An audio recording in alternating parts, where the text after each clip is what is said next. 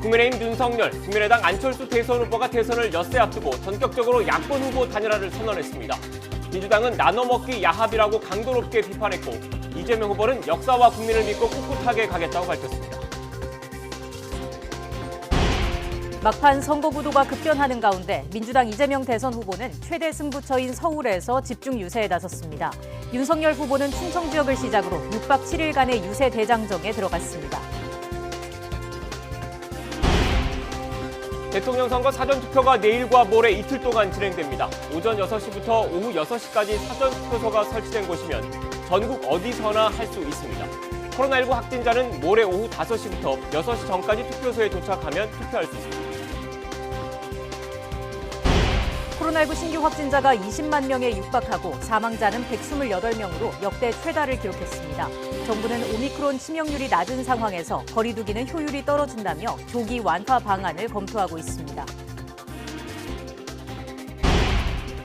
러시아군이 우크라이나 주요 도시에 강도 높은 공격을 이어가면서 민간인 사망자가 2,000명이 넘었다고 우크라이나 당국이 밝혔습니다. 양측의 2차 협상이 오늘 열릴 예정이지만 러시아 측의 철군을 설득할 수 있을지는 미지수입니다. 국제유가가 배럴당 110달러를 넘기며 11년 만에 최고가를 경신했습니다. 세계 3위 산유국인 러시아의 석유 공급에 차질이 생길 것이라는 우려가 점차 현실이 되고 있습니다.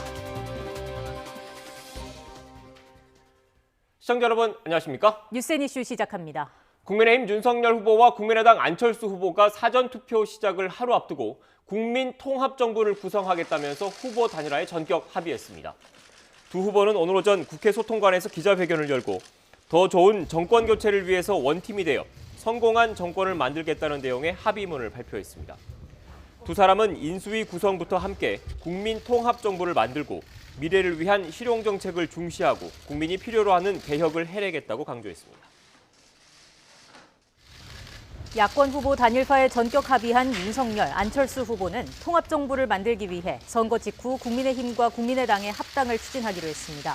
윤 후보는 오늘 국회에서 야권 후보 단일화 선언을 한 뒤 기자들과 만나 안 후보와 함께 국민 승리의 대선을 이끌어낸 직후 신속하게 합당 절차를 마무리할 생각이라고 밝혔습니다.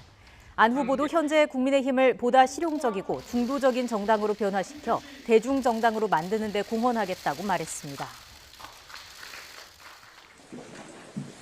더불어민주당은 국민의힘 윤석열 후보와 국민의당 안철수 후보의 단일화에 대해서 자리 나눠먹기용 야합이라고 규정하고 강도 높게 비판했습니다. 우상호 총괄선대본부장은 기자간담회에서 대한민국 국민은 현명하다며 지금까지 진행된 과정을 다 지켜봤기 때문에 이에 대한 엄정한 심판이 이루어질 것으로 기대한다고 밝혔습니다. 정의당 심상정 대선 후보는 국민의힘 윤석열 후보와 국민의당 안철수 후보의 단일화에 대해 조금 안타깝고 마음 한편이 허전하다고 밝혔습니다. 심 후보는 오늘 MBC 라디오 김종배의 시선집중에 출연해 안 후보가 양당 체제 종식이 소신이라고 밝혀 다당제를 만들어가는 파트너로 버텨주기를 바랐는데 결국 단일화를 하면서 제3지대의 길은 정리가 된 것 같다고 말했습니다. 20대 대선 사전투표가 내일과 모레 이틀 동안 진행됩니다. 중앙선거관리위원회는 오는 4일과 5일 오전 6시부터 오후 6시까지 사전투표소가 설치된 곳이면 전국 어디서나 투표할 수 있다고 밝혔습니다. 코로나19에 확진된 경우에도 오는 5일에 한해서 오후 5시부터 6시 전까지 사전투표소에 도착하면 투표할 수 있습니다. 20대 대통령 선거 재외국민 투표율이 71.6%로 집계됐습니다. 중앙선거관리위원회는 재외 유권자 22만 6천여 명 가운데 16만 1천여 명이 참여해 투표율 71.6%를 기록했다고 밝혔습니다. 지난 18대 대선과는 비슷하고 19대 대선보다는 3.7%포인트 하락했습니다. 제20대 대통령 선거를 치르는 데 쓰이는 예산이 4,210억 원에 달하는 것으로 나타났습니다. 중앙선거관리위원회는 선거관리 물품과 시설, 인력 예산과 정당 선거 보조금, 정당과 후보자에게 보전하는 선거 비용 등에 이 같은 금액이 들어간다고 밝혔습니다. 또 투표용지를 전부 쌓은 높이는 롯데월드타워의 8배인 4,400m이고 한 줄로 이으면 11,880km로 서울에서 뉴욕까지 갈 수 있고 중국 만리장성 2개를 연결한 길이와 맞먹습니다.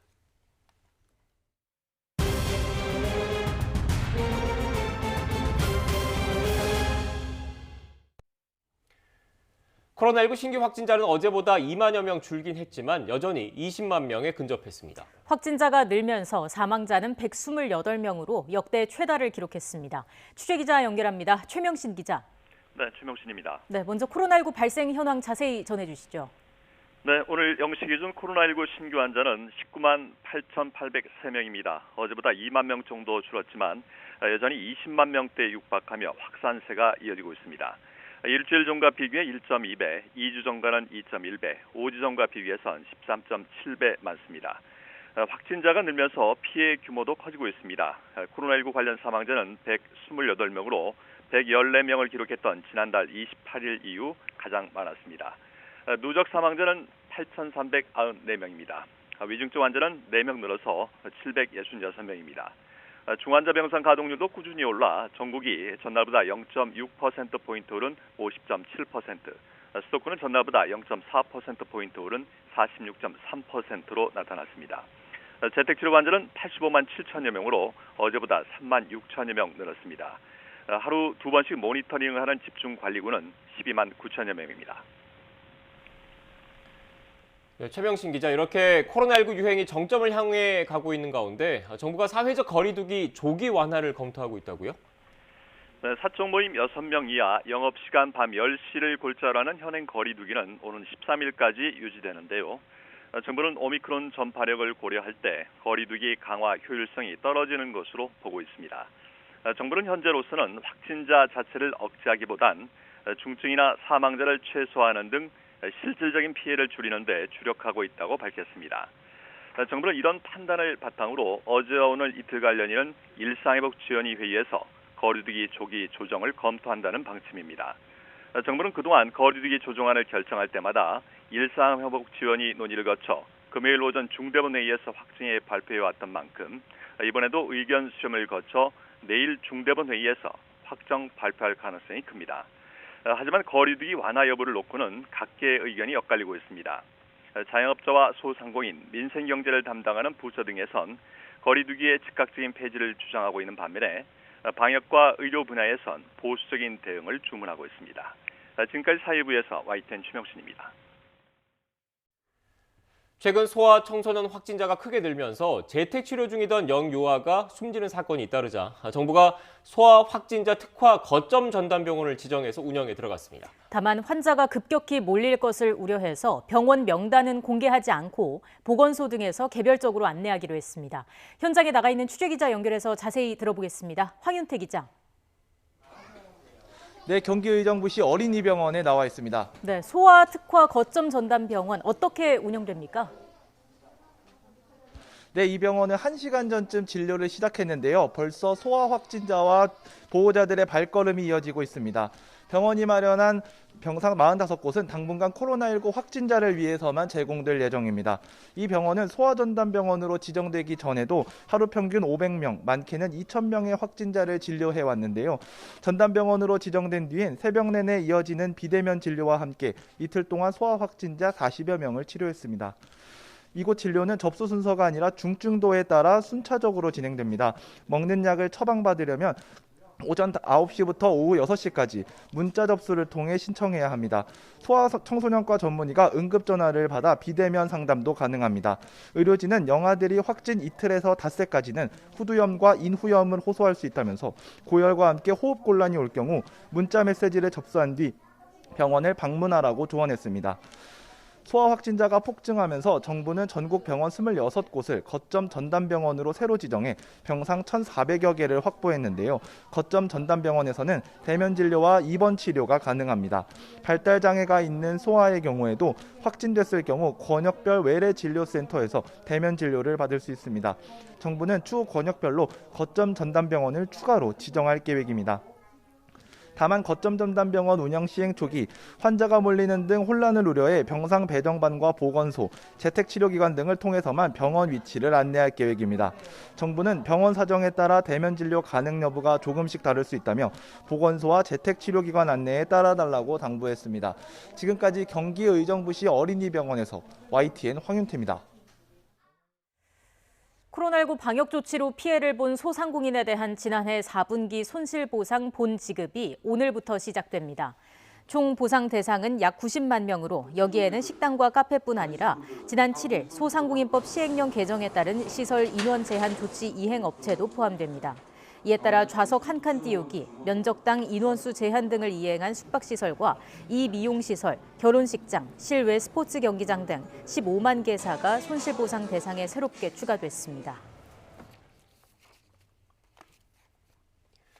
김부겸 국무총리가 자가검진 키트를 이용한 신속 항원 검사에서 양성이 나와서 오늘 예정된 일정이 모두 수년됐습니다. 김 총리는 어젯밤 코로나19 의심 증상이 있어서 자가검진 키트로 검사한 결과 음성이 나왔지만 오늘 아침 재검사에서 양성이 나온 것으로 전해졌습니다.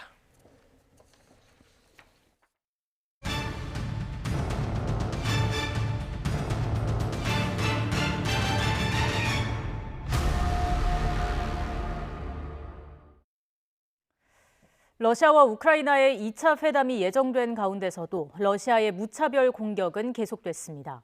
우크라이나는 지금까지 민간인 사망자만 2,000명이 넘었다면서 러시아가 집단 학살을 자행하고 있다고 비난했습니다. 보도에 이상순 기자입니다. 현지 시각 2일 우크라이나의 2대 도시 하르키우, 화염에 휩싸인 경찰청 건물이 결국 무너집니다. 러시아의 미사일이 행정관청뿐만 아니라 주거 지역에도 날아들었습니다. 시 당국은 이날 하루에만 21명이 죽고 112명이 다쳤다고 밝혔습니다. 수도 키이우를 향한 러시아군의 포위망도 점점 좁혀지고 있습니다. 우선 보급 문제가 시급한 만큼 인근 공항부터 작전에 들어갈 것으로 보입니다. Группировка вооруженных сил Российской Федерации продолжит проведение специальной военной операции до достижения поставленных целей. 러시아군의 무차별 공격이 계속되면서 국제원자력기구 IAEA도 비상이 걸렸습니다. 우크라이나는 유럽에서 프랑스에 이어 두 번째로 큰 규모의 원자력 발전국이기 때문입니다. 지금도 원자력 발전소 4기가 가동 중입니다. The important matter here is that when there is a conflict ongoing, there is of course a risk of attack or the possibility of an accidental hit. 러시아의 전면 침공 7일째, 우크라이나 당국은 민간인이 적어도 2,000명 넘게 사망했다고 밝혔습니다. 우크라이나는 대신 교전 과정에서 러시아군이 7천여 명 숨졌다고 주장했습니다. 하지만 러시아는 자국 군대의 피해는 그보다 훨씬 적은 전사 498명, 부상 1,597명이라고 밝혔습니다. 그러면서 우크라이나군 사망자는 2,870명, 부상자 약 3,700명, 포로는 572명이라고 맞받았습니다. YTN 이상순입니다.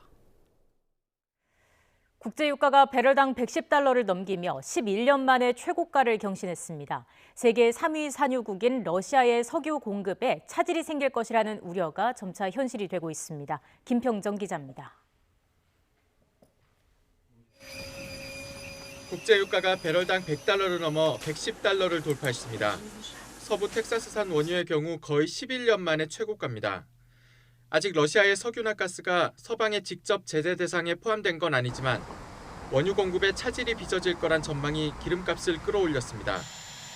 미국도 러시아 에너지 제재 가능성을 내비치며 불붙은 유가에 기름을 부었습니다.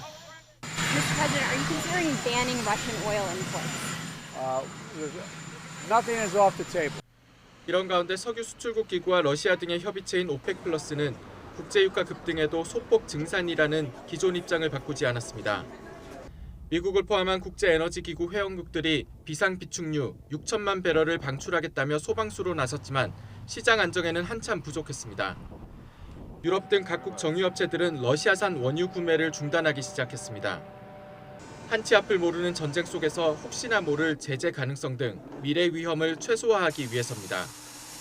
또 러시아가 국제은행 간 통신협회, 스위프트 결제망에서 쫓겨나면서 대금 지급에도 문제가 생길 가능성이 큽니다. 캐나다는 앞서 러시아 원유 수입을 중단하겠다는 발표를 하기도 했습니다. Federal budget revenues, and while Canada has imported very little amounts in recent years, this measure sends a powerful message. 다만 서방이 러시아의 자금줄인 원유와 가스 수출을 직접 제재하긴 쉽지 않습니다. 40년 만에 최악의 인플레이션을 겪는 미국의 물가 부담은 더욱 커질 수밖에 없고 원유의 4분의 1, 천연가스의 40%를 러시아에 의존하는 유럽연합은 재앙 수준일 거란 분석이 나옵니다. YTN 김평정입니다.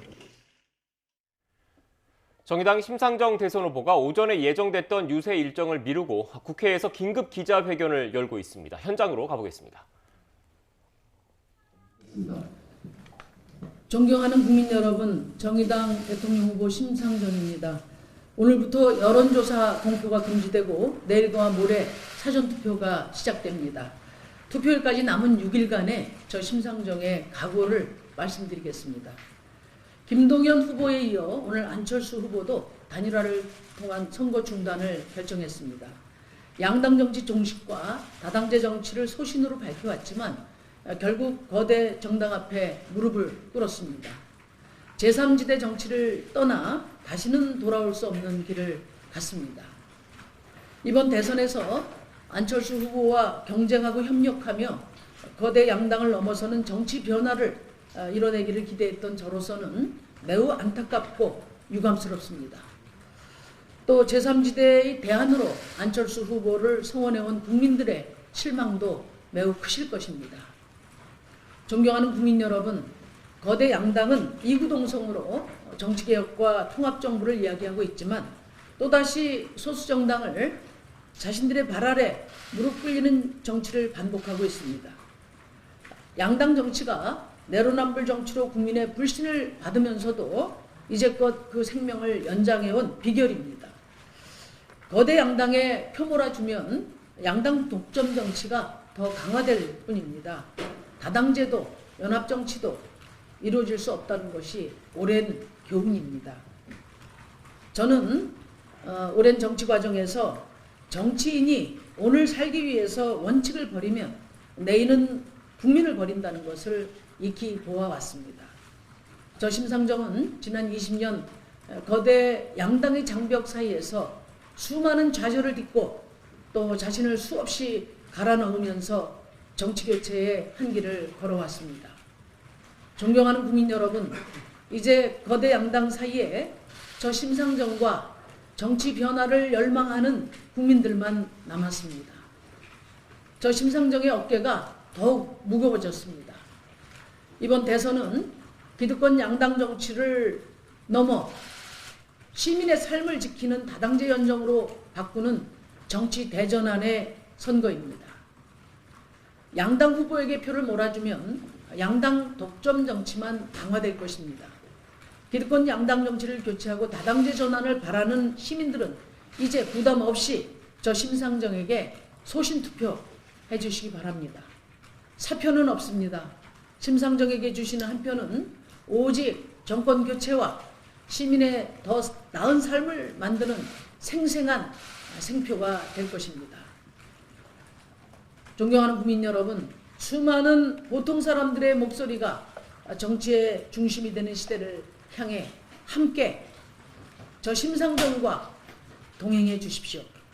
위대한 정치 변화의 주역이 되어 주십시오. 35년 양당 정치 체제를 마감하고 새로운 다당제 연정을 힘차게 여는 정치교체의 신새벽을 열어주십시오. 감사합니다. 네, 지금까지 심상정 정의당 대선 후보의 긴급 기자회견 생중계로 전해드렸는데요. 주요 내용 간략하게 정리해드리겠습니다. 앞서 오늘 오전 윤석열 국민의힘 후보와 안철수 국민의당 후보가 전격적으로 야권 단일화를 선언을 했었는데 이와 관련해서 입장이 나왔습니다. 심상정 후보는 안철수 후보와 경쟁하고 협력했던 사람으로서 매우 안타깝고 유감스럽다면서 제3지대로서 안철수 후보를 성원했던 국민들이 실망했을 것이라고 강조했습니다. 보다 자세한 내용은 이어지는 뉴스에서 다시 한번 정리해드리겠습니다.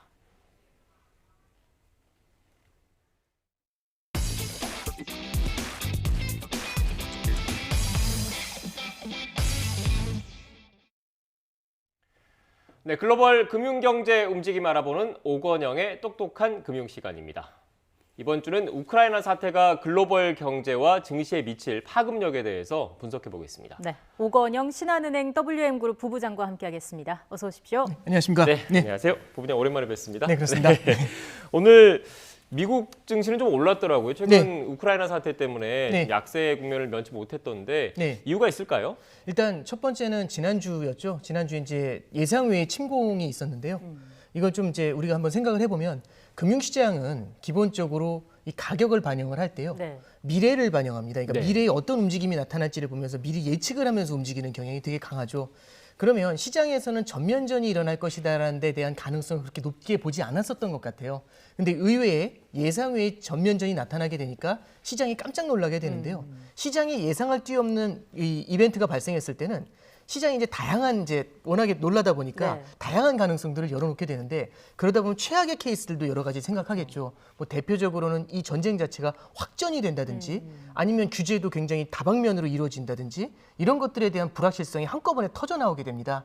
그렇게 됐었을 때는 지난주 수요일인가 목요일 정도에 나타났었던 것처럼 금융시장이 되게 크게 출렁일 수가 있죠. 네. 그런데 그날 밤이었을 겁니다. 우리나라 시간으로 그날 밤에 바로 이제 나왔던 게 뭐냐면은 바이든 대통령이 미군이 참전한 일, 직접적으로 참전한 일은 없을 것 같다. 네. 이제 이런 얘기를 했었고요. 그런 다음에 규제에 대한 가이드라인도 하나하나 발표가 되니까 생각보다는 이렇게 최악의 경우까지는 아니구나라는 얘기들이 이제 나오게 되죠. 그러면 금융시장 자체가 초반에는 모든 불확실성을 반영하면서 큰 폭으로 하락했다가 이런 불확실성이 하나씩 거치게 되면서 어느 정도는 되돌림이 나타나게 됩니다.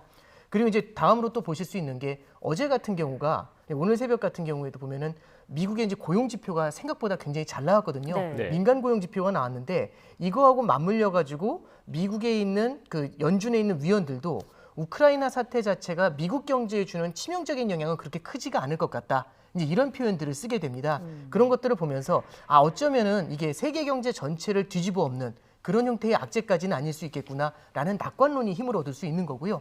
그리고 이제 요거는 뒤에서 좀 더 자세히 말씀드리겠지만 최근에 이제 금융시장을 짓눌렀던 이슈 중에 하나가 우크라이나 사태 이전에는 연준의 금리 인상에 대한 우려가 굉장히 네. 컸습니다. 과거 사례를 보면은 금융시장이 이제 흔들릴 때마다 연준이 금리 인하를 해주거나 아니면 금리 인상의 속도를 굉장히 느리게 가져가는 네. 이제 그런 일들을 이제 종종 봐왔는데요.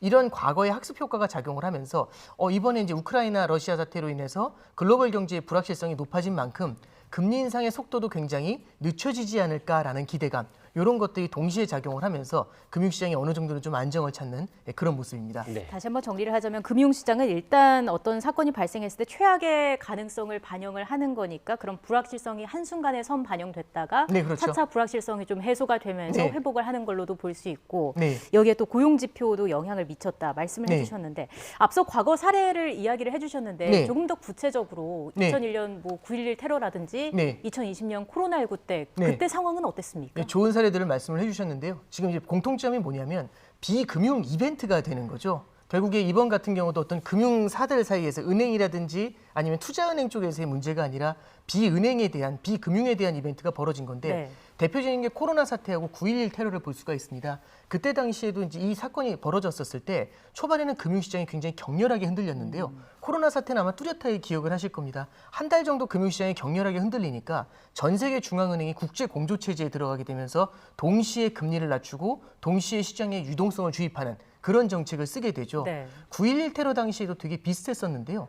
당시에도 9.11 테러로 인해서 굉장히 많은 불확실성이 생기니까 전 세계 중앙은행이 금리를 낮췄고요. 미국 같은 경우도 당시 굉장히 높았던 금리를 1%까지 낮추면서 유동성 공급에 나섰던 바가 있습니다. 그러면서 오히려 이제 9.11 테러가 9월 11일이었지 않습니까? 예. 근데 이제 오히려 이제 10월 11월에는 주식시장이 빠른 반등세를 보였었던 그런 경험이 있습니다. 근데 우리가 하나 좀 기억을 할 게 뭐냐면은 이런 과거의 사례들을 보면 9.11 테러나 아니면 코로나 사태나 둘 다 이런 사태가 벌어졌었을 때 국제 유가도 굉장히 큰 폭으로 하락을 했었습니다. 코로나 사태 때 아마 기억하시겠지만은 마이너스 유가 이런 얘기들도 나왔었거든요. 그러면 이런 케이스는 시장이 무너지면서 디플레이션 압력이 나타나게 되니까 중앙은행들이 돈을 풀기에는 오히려 좋은 여건이 만들어질 수가 있거든요. 근데 이번 같은 경우는 조금 좀 민감한 부분은 러시아, 우크라이나 자체가 에너지하고 워낙에 연관돼 있는 부분이 크다 보니까 국제유가가 최근에 크게 올라와 있죠.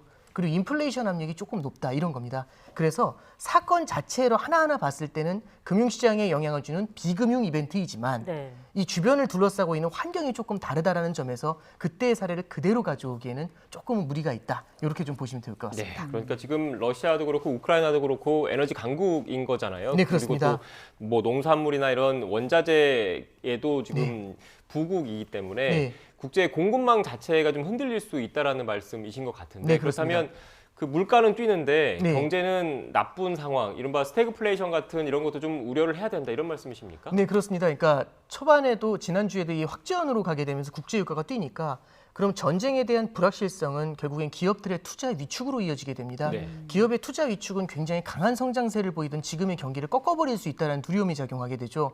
그럼 성장은 둔화될 수가 있는데 말씀드렸던 것처럼 원자재 가격이 너무 높은 수준을 유지하게 되면은 물가는 올라가게 되지 않습니까? 예. 그럼 올라갔던 물가가 또다시 성장을 짓누르는 이제 그런 악재로 작용을 할 수가 있습니다. 그래서 이런 최악의 경우들을 반영을 했었는데 앞서 말씀드렸던 것처럼 고용 지표를 보니까 아직까지는 미국 경제에 큰 영향을 주는 것 같지는 않고 그리고 이 자체가 미국 경제의 미래에도 그렇게 큰 영향을 주지는 않을 것 같다라는 낙관론이 조금씩은 좀 힘을 얻는 거 아닌가 네. 그렇게는 좀 볼 수 있을 것 같습니다. 네. 자, 이런 가운데 국제유가도 110달러 선을 넘었습니다. 이것도 네. 11년 만이라고 하는데 이 추세는 어떻게 좀 보고 계세요? 네, 이제 앞서 말씀드렸던 것처럼 2020년도 3, 4월 달에 국제유가가 마이너스까지 내려간 이후에는 유동성 주입으로 인해서 국제유가가 뛰었고요. 예. 그 이후에는 실물 경기가 돌아서면서 수요가 급증을 하는 모습이 나타났습니다. 그리고 오펙 국가들도 공급을 같이 감산 공조라는 걸 하거든요. 네. 그래서 함께 공급을 조금씩 줄여나가는 역할을 하게 됩니다.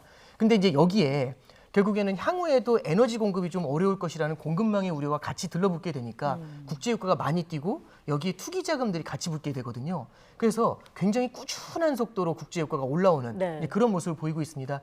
이번에 이제 바이든 행정부에서도 나온 얘기가 전략 비축유라는 게 있습니다. 이제 이런 유사시를 대비해 가지고 원유를 확보해 놓은 건데 그 6천만 배럴 정도를 풀겠다라는 발표를 했음에도 시장이 크게 수그러들지 않는 이유 중에 하나가 러시아 쪽에서 생산하는 원유의 공급이 끊어지게 되면 러시아가 하루에 1,000만 배럴 정도를 생산합니다.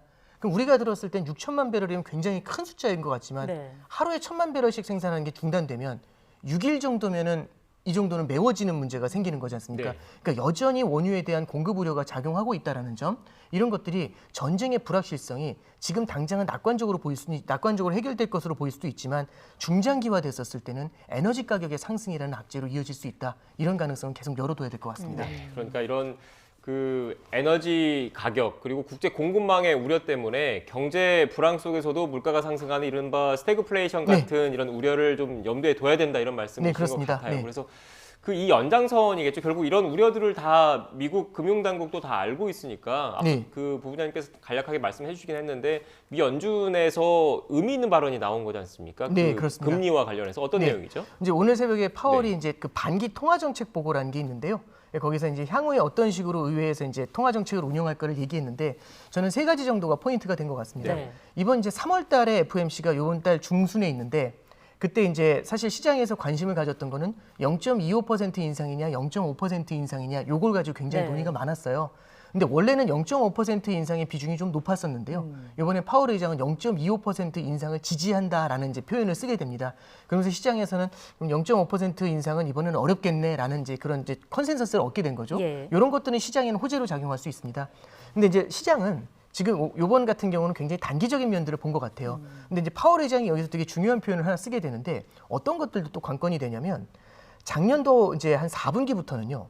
연준은 2가지 목표를 갖고 있습니다. 네. 성장하고 물가의 목표를 갖고 있는데 성장은 굉장히 탄탄합니다. 근데 물가가 굉장히 올라오니까 성장이 조금은 좀 흔들릴 수 있더라도 워낙에 탄탄하니까 이런 상황에서는 성장이 조금 흔들릴 수 있더라도 지금은 물가에 초점을 맞춰가지고 금리를 빠르게 인상해야 된다. 이런 포커스를 두고 있었거든요. 근데 시장에서는 어떤 생각을 한 거냐면 이번에 러시아 우크라이나 사태가 딱 터지면서 예. 물가가 더 올라가더라도 이거는 성장도 신경을 쓸 수밖에 없는 것 아닌가라는 퀘스천 마크를 둔 거죠. 네. 그럼 연준에서는 우리는 물가를 초점을 맞출 겁니다라고 포커스를 줬는데 시장에서는 어쩌면 성장이 더 세지 않겠어 이제 이런 이제 기대를 했던 겁니다. 근데 이제 이번에 파월이 얘기했던 거는 이제 우크라이나 사태가 미국 경제에 주는 영향은 제한적일 것 같다라고 일단은 선을 그었고요. 네. 현재까지의 페이스만 봤었을 땐 그렇게 선을 하나 떡 그었으면은 이 사건으로 인해서 이 사태로 인해서 결국에는 성장이 크게 둔화될 가능성은 좀 낮게 본다라는 얘기가 된 거죠. 그러면서 이제 물가 쪽에 여전히 초점을 맞추고 있다라고 해가지고요. 중장기적으로는 금리 인상에 대한 스탠스는 여전히 이어질 것 같다. 이제 이렇게 얘기를 하고 있는 겁니다. 네. 그러니까 시장에서 봤을 때는 0.5% 두 단계 올려서 이른바 빅스텝을 할 것도 좀 예상을 하고 좀 대비를 하고 있었는데 그것보다 낮춰서 0.25%를 지지한다고 해서 오히려 긍정적인 신호로 받아들이고 있다 이런 말씀이신 것 같네요. 네, 그렇습니다. 3월에는 일단 그렇게 가는데요. 근데 파월 의장이 그래도 이후에도 그 가능성은 열려 있다라는 표현을 쓰면서 인플레이션에 대한 경계감은 계속해서 가져가고 있습니다. 부장님, 근데 그 연장선상에 좀 질문 좀 드리고 싶은 게 아까 그 우크라이나 관련된 이야기를 좀 하셨잖아요. 근데 그 지금 미국을 중심으로 한 서방 국가들이 뭐 스위프트라는 국제은행 간 금융 결제망에서 러시아를 퇴출시키면서 러시아에 직접적인 타격을 주고 있는데 어떻게 보면 미국이나 그 서방 국가들도 출혈을 감수해야 되는 거지 않습니까? 네, 그렇습니다. 그래서 예상하지 못했던 금융 부분, 미국과 뭐 유럽 국가들의 금융 부분 그리고 일반 산업 부분에서도 타격이 좀 미칠 수밖에 없을 것 같은데 그 부분은 어떻습니까? 그러니까 단기적인 영향하고 장기적인 영향이 있을 것 같습니다. 결국에는 이 금융망이라는 건요. 사람의 신체로 따지면 혈액이 이게 다 연결돼 있는 거지 않습니까? 근데 어느 한쪽이 완전히 동결이 된 겁니다. 그러니까 혈액이 막혀 있는 거죠. 그러면 단기적으로는 모르지만 이게 계속해서 이어지게 됐었을 때는 러시아 쪽에서도 미국 쪽에 흘러들어가는 자금이 굉장히 크고 그 자금이 미국의 금융시장이라든지 산업계에 많이 들어가 있을 겁니다. 이 자금들이 움직이지 못하는 문제가 생기거든요. 이건 중장기적인 불확실성을 낳게 됩니다. 그래서 이제 JP모건의 이제 대표죠. 제이미 다이먼이라는 분도 이번에 이제 이게 만약 계속해서 이어졌을 때는 우리가 예상하지 못했었던 불확실성을 만들어낼 수 있다 이런 얘기를 하면서 이런 케이스에는 오히려 연준이 나서서 금리 인상이 아니라 오히려 유동성을 주입해야 될 가능성들도 있다. 이제 이런 표현들도 나타난 적이 있습니다. 그래서 단기적인 큰 이슈보다는요. 중장기적인 관점에서 이게 이어졌었을 때 새로운 하나의 불확실성이 될 수 있다. 이런 관점에서 보시면 될 것 같습니다. 그럼 만약에 우크라이나 사태가 아니었다면 좀 예측이 달라졌을까요? 파월 의장이 어제 그 얘기를 했었어요. 우크라이나 사태가 아니었다면 0.5% 인상을 지지했을 것 같다라는 얘기를 하거든요. 이 얘기 자체가 갖고 있는 건 뭐냐면은 결국에는 인플레이션에 대해서는 자기도 굉장히 많은 신경을 쓰고 있다라는 얘기를 했고요. 앞서 말씀드렸던 것처럼 이번에 0.25 인상한다고 해서 0.5의 가능성이 아예 없어지는 게 아니다. 4월, 6월, 7월 계속해서 열려 있다라는 얘기를 오픈 베이스로 이제 말씀을 했다. 이제 이렇게 보시면 될 것 같습니다. 국내 증시도 한번 살펴봐야 될 것 같습니다. 지금 뭐 장중이긴 하지만 코스피도 그렇고 코스닥도 그렇고 제가 지금 확인한 바로는 지금 오르고 있는 상황이거든요. 밤사이 뭐 미국이나 유럽 증시가 상승한 게 좀 어느 정도 반영이 됐다라고 봐야 되는 겁니까? 네, 어느 정도 이제 반영이 된 부분도 있고요. 그다음에 이제 우리나라 그 주식시장 같은 경우는 미국 대비해 가지고는 조금 좀 부진한 모습을 좀 보여왔었죠. 지난 한 6개월 정도를 봤었을 때 이런 것들에서 이제 외국인 매수세가 좀 들어온 부분들도 분명히 있을 겁니다. 그리고 이제 마지막으로 하나 더 말씀을 드리면은 앞서 말씀드렸던 것처럼 연준의 긴축 우려가 신흥국에는 굉장히 큰 부담으로 작용을 했었는데 그런 긴축 우려가 당장은 조금은 좀 수그러드는 것 아니냐 이런 기대감들이 주식시장에도 작용을 하고 있는 것 아닌가 그렇게 해석을 하고 있습니다. 안전자산에는 좀 투자자들이 많이 몰리고 있습니까? 어떻습니까? 이게 지난주 목요일 정도에 굉장히 단기적으로 시장이 휘청하는 모습이었는데요. 그때는 좀 이제 몰리는 모습이었지만은 지금은 조금 주춤한데 이제 이렇게 보시면 될 것 같습니다. 저 이제 안전자산 말씀이 나오셨으니까 지난주 목요일 날 금융시장의 흐름을 보시면은요. 어떤 자산이 지금 현재 상황에서 안전자산으로 취급을 받고 있는지를 좀 해석할 수가 있었던 것 같아요. 다른 금융시장이 다 흔들리고 있는데 금 가격이 굉장히 큰 폭으로 뛰었거든요. 그러다가 큰 우려가 아닐 것 같다라고 하니까 큰 폭으로 뛰었던 게 좀 주저앉는 모습이었고요. 그리고 이제 두 번째는 달러 가치가 되게 빠르게 뛰었습니다. 그리고 미국 단기 국채가 크게 좀 이제 상승하는 모습을 보였는데 이렇게 세 가지 자산 정도로 돈이 좀 많이 몰리는 모습이었고요. 마지막으로 네 번째가 국제 유가가 되게 빠르게 뛰었습니다. 근데 국제 유가는요. 케이스 바이 케이스거든요. 그러니까 지금 현재 이 전쟁 자체가 러시아나 우크라이나 같은 지역에서 일어나는 지정학적인 리스크다 보니까 국제 유가가 오히려 상승적으로 작용을 하게 되는데 일반적으로는 이런 지정학적 리스크가 발생했을 때는 오히려 원유에 대한 수요가 중장기적으로 줄어든다. 이런 걸 반영하면서 하락하는 모습을 나타냅니다. 그래서 앞서 이제 말씀드렸던 세 개의 자산들, 미국 단기 국채라든지 아니면 달러라든지 금이라든지 이런 자산들에 대해서는 우리가 이제 향후에 이제 여전히 완벽하게 해결됐다라고 할 수는 없지 않습니까? 이런 문제들이 계속해서 이슈화될 수 있다는 점을 감안하면서 분산 투자의 일환으로서 조금씩은 좀 남겨두는 그런 방법을 고민해 보면 좋을 것 같습니다. 지금 부부장님께서 안전자산 이야기를 하셔서 좀 추가로 좀 질문을 좀 드리면요. 금 같은 경우에는 전통적으로 역사적으로 오랫동안 안전자산이라는 믿음이 형성된 자산인 거지 않습니까? 그래서 뭐 주식이나 경기가 안 좋을 때는 안전자산으로 몰리는 경향이 있는데 최근 들어서 그 지금 국제사회가 러시아 금융제재를 제재를 가하면서 루블화 가치가 폭락을 하니까 네. 러시아에 있는 자산가들이 뭐 달러 패권이 잡고 있는 국제 금융망을 우회해서 네. 뭐 비트코인 같은 가상 자산의 그 가치를 좀 저장하려고 하는 것 아니냐 이런 움직임. 그러니까 국제사회의 금융 제재를 네. 회피하기 위한 수단으로서 가상 자산을 활용하는 것 아니냐 이런 분석도 나오고 있더라고요. 여기에 대해서는 어떻게 생각하십니까? 그러니까 단기적으로는 그런 쪽으로 자금 흐름이 나타날 수 있다라고 봅니다. 네. 그러니까 최근에 보면은요. 금융시장이 빠른 회복세를 보였다가도 다시 악화된다고 하면 또 휘청하는 모습이었는데 오히려 가상자산은 되게 탄탄한 모습을 보여주고 있거든요. 네. 이거는 가상자산 쪽에서 무언가 이벤트가 별개의 이벤트가 발생했다는 얘기고 말씀해 주셨던 이슈가 여기에 이제 작용을 하고 있다 이렇게 생각을 합니다. 그렇지만 이 자체가 중장기적으로 어떤 가상자산 자체의 펀더멘탈을 바꾸는 이벤트라기보다는요. 단기적인 쏠림을 만들어낼 수 있는 이벤트단지 그렇게 해석을 할 수 있을 것 같고요. 금 같은 경우하고는 조금 다르게 해석하는 게 좋을 것 같습니다. 네. 금 같은 경우는 앞서 말씀해 주셨던 것처럼 달러 패권에 대한 도전이라는 말씀을 해주셨는데 2012년에 이란이 스위프트 코드에서 배제가 되면서 러시아라든지 중국 같은 경우도 여기에 대한 대비를 해요. 그래서 러시아 같은 경우도 달러 자산의 비중을 줄이고 금 자산의 비중을 계속해서 꾸준히 늘려왔었거든요. 이런 움직임들은 향후에도 좀 계속해서 자극이 되지 않을까 이제 그런 생각을 해봅니다. 네. 마지막으로 이 질문도 좀 드려야 될 것 네. 같아요. 그 시청자 여러분께서 그러면 이렇게 변동성이 심한 장에서는 투자를 어떻게 해야 되는 건지가 좀 궁금하실 네. 것 같거든요. 네, 저는 이제 첫 번째는 이 시점 분산에 대한 말씀을 좀 드려보고 네. 싶습니다. 우리가 이제 분산 투자라고 하면 너무 지루한 얘기다. 주식 채권 나누라고 이제 이렇게만 생각을 하실 수 있는데 네. 이렇게 시점 자체에 따라서 굉장히 큰 폭의 변동을 보일 때는요. 이럴 때는 시점 분산 투자에도 이런 것들은 적립식 투자라고도 하는데 결국에는 주식시장이 좀 이렇게 낮은 순간에 조금씩 나눠 놓는 분할 매수 전략에 대해서도 좀 고민을 해보실 필요가 있고요. 두 번째는 앞서 말씀드렸던 것처럼 낙관론이 굉장히 강했을 때는요. 이 주식시장이 떨어진 것 자체를 호재로 생각을 하면서 자금이 들어오는 경향들이 있습니다. 근데 과거 사례들을 봤었을 때 이런 학습 효과가 작용을 하지만 과거 사례하고는 지금은 좀 다른 면이 있다는 점, 결국에는 인플레이션 압력 자체가 환경 자체가 조금 다소 차이가 있다는 점. 그래서 과거의 모습만을 보면서 지금은 오히려 빠르게 들어가줘야 될 때다. 너무 이렇게 치우치는 것들에 대해서는 좀 경계감을 가지시는 게 좋을 것 같다. 이런 조언을 말씀드려봅니다. 네, 알겠습니다. 지금까지 오건영 신한은행 WM그룹 부부장과 함께 똑똑한 금융 시간 나눠봤습니다. 오늘 말씀 고맙습니다. 고맙습니다. 네, 감사합니다.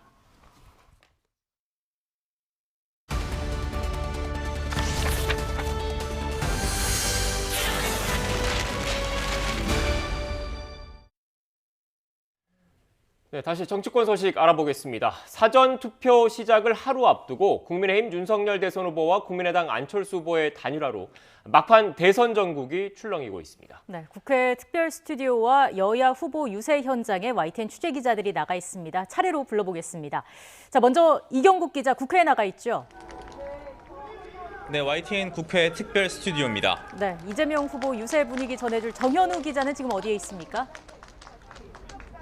네, 서울 종로구 보신각 앞에 나와 있습니다. 자, 그리고 윤석열 후보의 선거운동 현장에는 김우준 기자가 나가 있죠.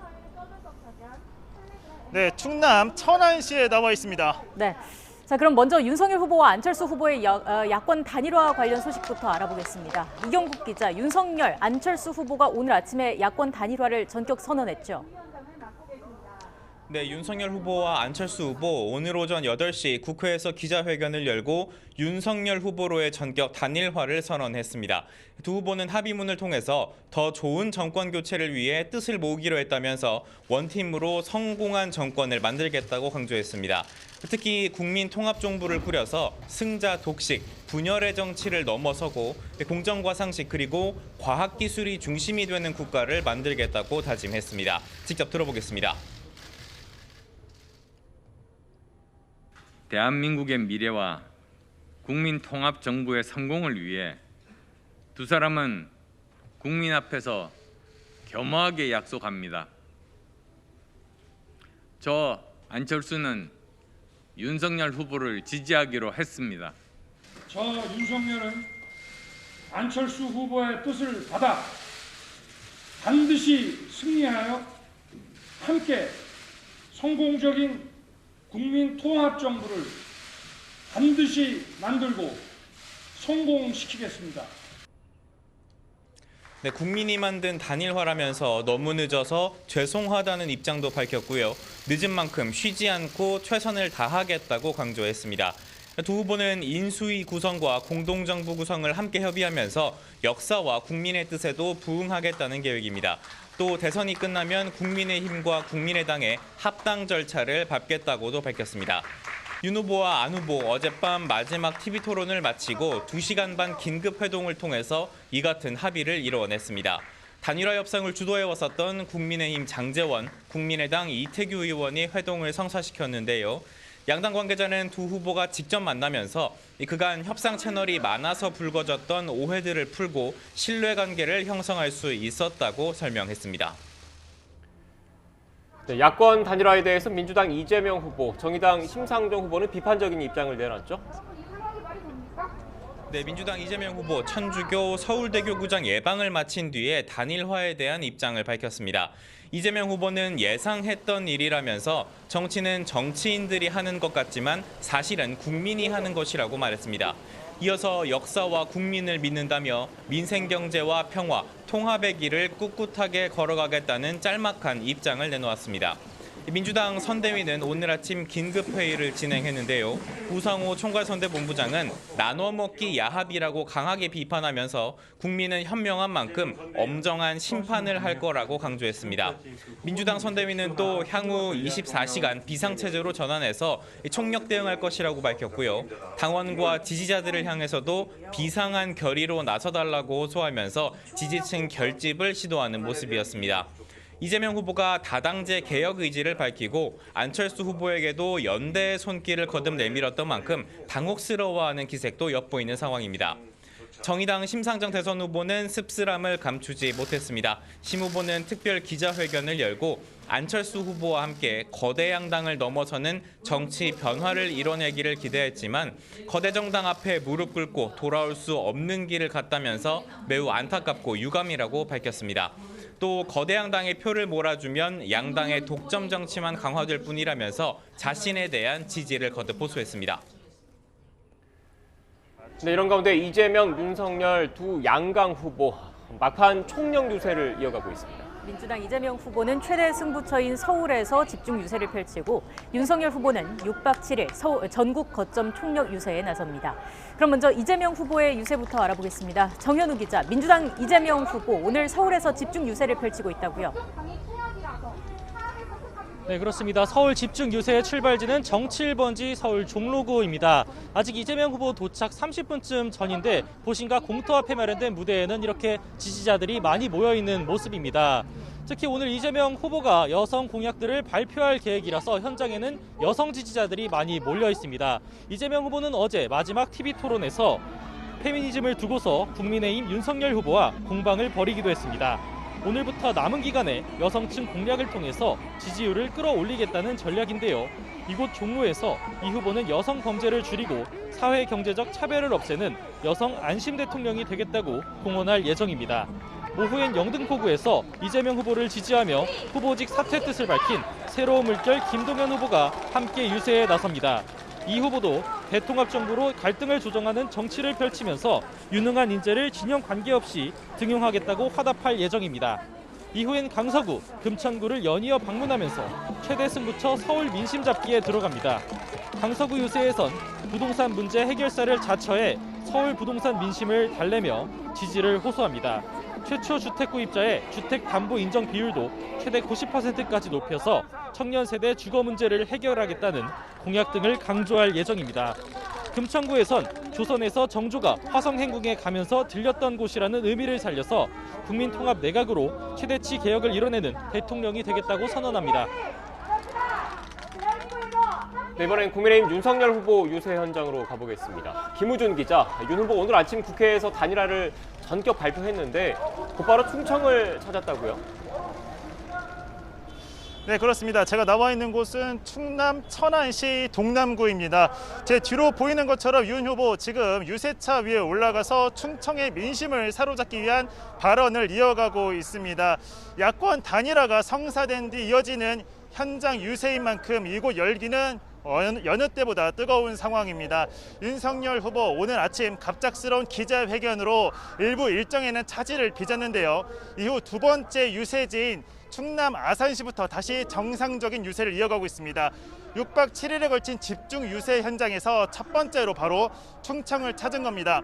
앞서 아산을 찾은 윤석열 후보는 지역별 맞춤 공약과 함께 정권 교체 의지를 거듭 강조하며 역대 대선마다 승부처였던 중원 지역에서의 전폭적인 지지를 호소했습니다.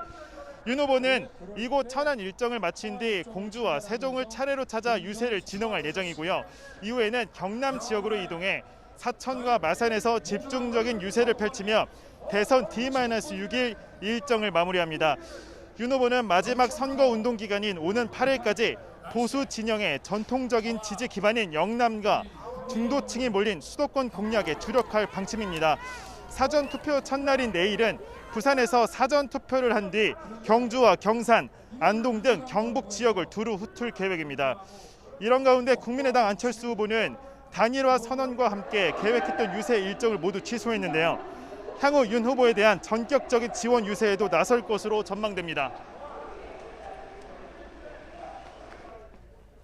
네, 지금까지 주요 대선 후보들 움직임 살펴봤습니다. 세 분 모두 수고하셨습니다. 네, 야권 단일화와 관련한 긴급 기자회견으로 오전 유세 일정을 미뤘던 정의당 심상정 후보가 오후부터 서울 집중 유세를 재개합니다. 심 후보는 오늘 오후 4시 서울 건대입구역 교차로에서 2030 청년과 여성 지지자 등과 함께하는 프라이드 유세를 진행합니다. 이후엔 성동구 뚝섬역 일대와 서울숲에서 유세차에서 내려와 직접 거리를 걸으며 간이 유세를 진행하는데 시민들과 거리를 좁히며 지지를 호소한다는 계획입니다. 비대면 진료 앱을 통해서 허가받지 않은 불법 복제약이 유통되고 있다는 사실이 YTN 취재 결과 확인됐습니다. 국내에서 확인된 첫 사례인데 비대면 진료 체계에 사각지대가 있는 것 아니냐 이런 우려의 목소리가 나오고 있습니다. 김철희 기자의 단독 보도입니다. 월경전 증후군을 앓고 있는 30대 여성 A씨는 지난해 12월 병원에 갈 시간이 없어 비대면 원격 진료 앱에 접속했습니다. 의사와 전화 상담 뒤 평소 먹던 경구 피임약을 처방받았는데 약국이 메신저로 연락해와 당장 재고가 없으니 대신 같은 성분으로 된 약을 지어주겠다고 해 별다른 고민 없이 동의했습니다. 그런데 A씨가 배달 기사에게 전달받은 약은 겉면에 적힌 이름이 약국의 설명과 달랐습니다. 인터넷을 검색해보니 국내에선 유통 허가를 받지 못한 불법 복제약이었습니다. 약 봉투에는 약사나 약국 이름도 없었고 원격 진료 앱에서도 약국 명단이 공개되지 않아 누가 어디서 이 약을 보낸 것인지조차 전혀 알 수 없었습니다. 사업청 소재지, 상호 이런 것들이 다 있어야 되는데 아무것도 안 써 있는 거예요. A씨는 약국이 처음 연락해왔던 메신저를 통해 정식으로 수입한 약이 맞느냐고 따졌고 대답을 회피하던 약국은 결국 이름과 주소를 알려주며 환불을 약속했습니다.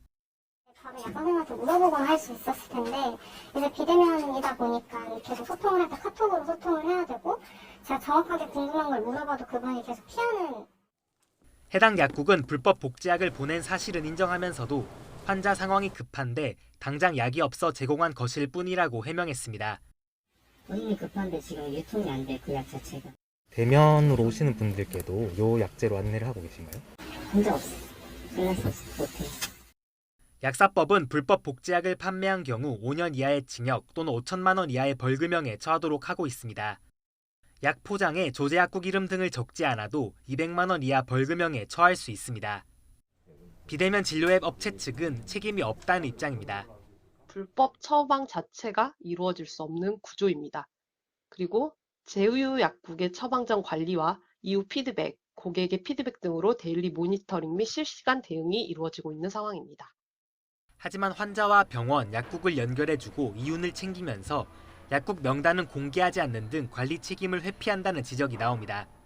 심지어 약도 막 배달로 막 하고 어느 약국에서 어떻게 조제했는지 모르고 나중에 보면 이 약이 다르게 나가 있더라도 확인할 길이 없는 경우도 있을 수가 있기 때문에 원격 진료 과정에서 잘못된 약물 유통이나 의약품 오남용 등의 문제를 막기 위해 명확한 실태 조사와 함께 관리 감독 강화가 필요하다는 지적이 나오는 이유입니다. 복지부가 지침을 보다 정교하게 보완을 하고 식약처는 무허가 수입 의약품이 유통되는 것을 방지하기 위한 모니터링을 강화해야 할 것입니다. 재작년 코로나19 확산으로 원격 진료가 한시적으로 호영된 후 비대면 진료는 370만여 건 정도 이뤄졌지만 정부가 파악한 불법 복제약 유통 사례는 없었습니다. YTN 김철입니다. 장애가 있는 8살짜리 아들을 살해한 40대 엄마가 경찰에 붙잡혔습니다. 서울 중부경찰서는 살인 혐의로 40대 여성 A씨를 긴급 체포해서 조사하고 있다고 밝혔습니다. A씨는 어제 저녁 7시쯤 경기도 수원시 조원동 자택에서 8살 난 아들 B군을 숨지게 한 혐의를 받고 있습니다. B군은 숨진 당일 초등학교에 입학할 예정이었던 것으로 파악됐습니다. 서울 마포구 주택가에서 40대 남성을 살해한 남성이 검찰에 넘겨졌습니다. 서울 마포경찰서는 오늘 살인 혐의 등으로 구속된 50대 A씨를 검찰에 송치했습니다. A씨는 지난달 22일 서울 상암동 다세대 주택에서 40대 남성 B씨를 흉기로 살해하고 달아난 혐의를 받고 있습니다. 부산 북부경찰서는 50대 부부를 흉기로 찔러서 숨지게 한 혐의로 30대인 A씨를 붙잡아서 조사하고 있습니다. A씨는 어제 오후 4시 40분쯤 부산 구포동 아파트 앞 노상에서 50대 부부와 이야기하다가 두 사람을 흉기로 찔러 숨지게 한 뒤 어머니 B씨와 달아난 혐의를 받고 있습니다. 모자는 경북 경주시로 달아났다가 경찰에 자수하겠다는 의사를 알려 어제 저녁 6시 반쯤 긴급 체포됐습니다.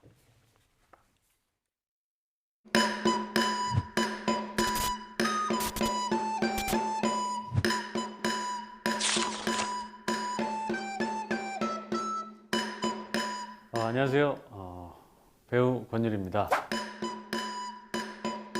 지금 굉장히 핫한 아이템 아니에요. 제가 지금 생각한 전략은 30년 전 전략이라 지금 어떨지는 모르겠어요. 클래식이죠. 바늘에 침을 묻혀가면서 이제 1시 15분이니까 한 5시까지 제가 뽑아도 되는 어떤 투표나 뽑기든 다 신중하게 뽑으시기 바랍니다. 화이팅!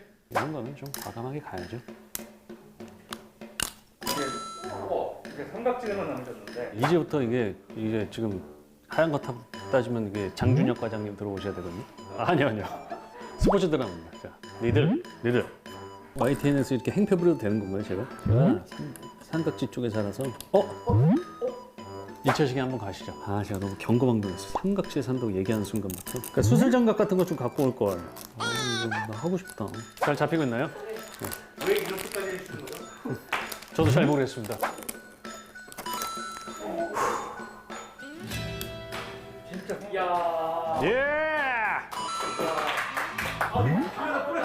여러분들이 믿어주신 덕분에 이렇게 아주 깨끗하고 공명정대한 어떤 뽑기를 할 수 있었습니다. 성공! 보트 포 자부심, 보트 포 코리아.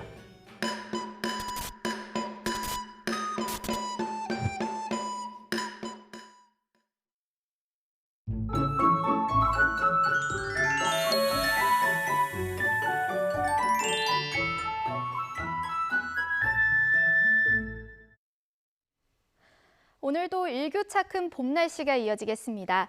낮 동안 서울은 영상 11도까지 올라 완연한 봄 기운을 느낄 수 있겠는데요. 다만 아침과 낮과 밤의 기온차가 심한 만큼 옷차림에 신경 써주시기 바랍니다. 온화한 서풍에 미세먼지도 함께 날아들었습니다. 현재 서쪽 지방을 중심으로 공기가 탁한 모습인데요. 오늘 중서부와 전북은 종일 미세먼지 농도가 나쁨 수준을 유지하겠습니다. 한편 대기는 계속 건조합니다. 특히 동쪽 지역을 중심으로는 바람까지 강하게 부는 만큼 산불 등 화재 발생하지 않도록 각별히 유의하시기 바랍니다. 오늘 낮 기온은 어제보다 2도에서 5도가량 높겠습니다. 서울 11도, 대전 15도, 광주는 16도가 예상됩니다. 날씨였습니다. 뉴스앤이슈 2부는 정치권 소식으로 문을 열겠습니다. 저희는 잠시 뒤에 뵙겠습니다.